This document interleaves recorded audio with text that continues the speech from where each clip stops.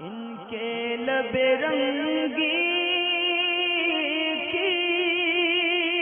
نچھاور تھی کہ جس نے نام ان کا نہیں لینا ہے، انہوں نے منع کیا ہے۔ سوال یہ ہے کہ دعوت اسلامی کے مبلغ کتاب سے درد دیتے وقت اجتماع میں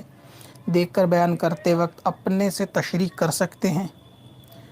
اس کے سارے مسائل کیا ہیں؟ جواب عنایت فرمائیں۔ اس کے لیے میں نے پہلے سے ایک ویڈیو شاید بنا رکھی ہے،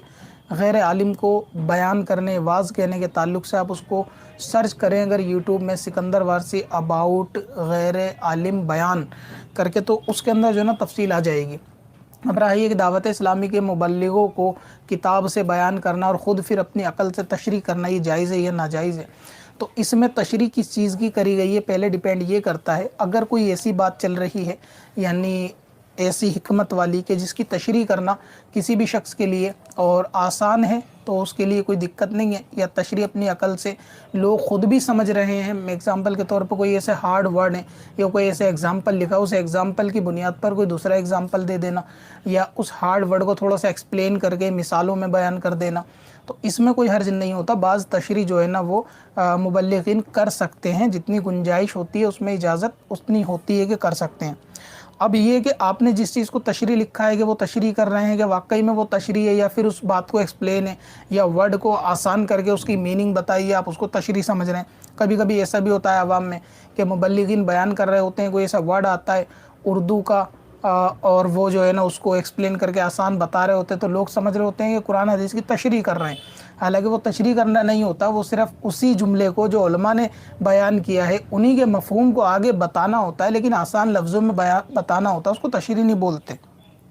تو اس طریقے سے مبلغین اگر بیان کرتے وقت کوئی ایسی بات ہے کہ جس کو ایکسپلین کرتے ہیں، میننگ بتاتے ہیں، یا اس کو ایگزامپل میں سمجھاتے ہیں، ایگزامپل کی بنیاد پر دوسرا ایگزامپل سمجھاتے ہیں، تو اس میں کوئی حرج نہیں ہے کہ بات سمجھ میں آ جائے۔ اور دوسرا یہ ہوتا ہے کوئی ایسی چیز ہے کہ اس کے اندر سب چیز لوگوں کے سمجھ میں آ گئی، لیکن اس کی مثالوں سے اور اچھے اس کو واضح کر دینا کہ جس کو آپ سمجھ رہے ہو کہ تشریح ہے، تو بعض چیزوں میں اس کی بھی اجازت ہے کہ مبلغین جو ہے کتاب سے درس دیتے ہوئے کچھ چیزوں کی اس طرح سے تشریح کر کے آسان کر سکتے ہیں۔ اب وہ چیزیں قرآن حدیث کی اگر ڈائریکٹ یعنی آیت یا حدیث مبارکہ نہیں ہے کہ جس کو اپنی ایگزامپل سے بندہ شرح کرنے کی کوشش کر رہا ہے، یا تفسیر کرنے کی، کوئی نئی تفسیر کرنے کی کوشش کر رہا ہے، یا اس کو دلائل اس کے اندر مسائل جو ہے نا اخذ کرنے کی کوشش کر رہا ہے کہ اس آیت سے ہمیں پتہ چلا یہ کام کرنے چاہیے، نہیں کرنے چاہیے، اور محدثین یا مفسرین نے اس آیت سے وہ مراد لیا ہی نہیں، تو وہ چیز جو ہے نا جائز نہیں ہے کہ وہ اپنی عقل سے کسی چیز کو، حدیث کو یا قرآن کو اپنی عقل سے بتائے کہ اس حدیث سے ہمیں یہ پتہ چلا، یا قرآن سے یہ پتہ چلا۔ ہاں، اس کے اندر بھی بہت ساری ایسی ایکسپلینیشن ہو سکتی ہیں۔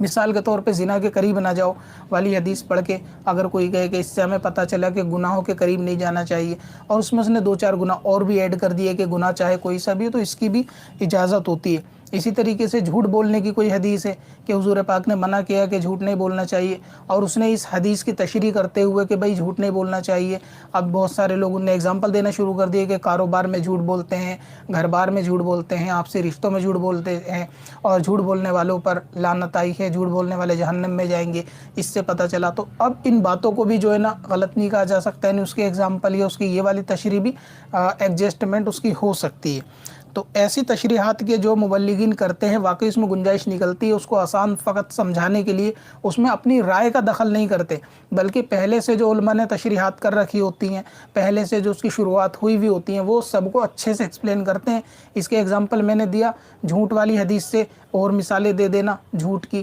یا جھوٹوں پر کیا حکم ہے اس کے لیے اور مثالیں دے دینا، یا غیبت کی مثالیں کے اندر اور اپنے پاس سے تشریح کر کے اچھے سے سمجھا دینا۔ تو مبلغین کا ایسا کرنا بالکل ٹھیک ہے، اس میں کوئی حرج نہیں ہے کہ کتابوں کی اس میں اصل میں قرآن حدیث کی تشریح نہیں ہے، بلکہ ان کو فقط ایک ایگزامپل سے یا ایکسپلینیشن ان کو کی گئی ہے عوام تک پہنچانے کے لیے کہ بھئی اس کا صحیح مطلب جو علماء نے بیان کیا وہ یہ ہے اور اس کا مطلب یہ ہے۔ تو اصل میں وہ علماء کے مفہوم اور علماء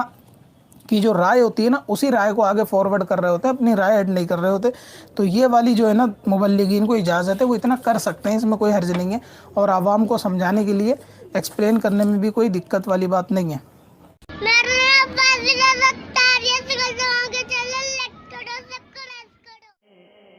پتھر میں حسن لالے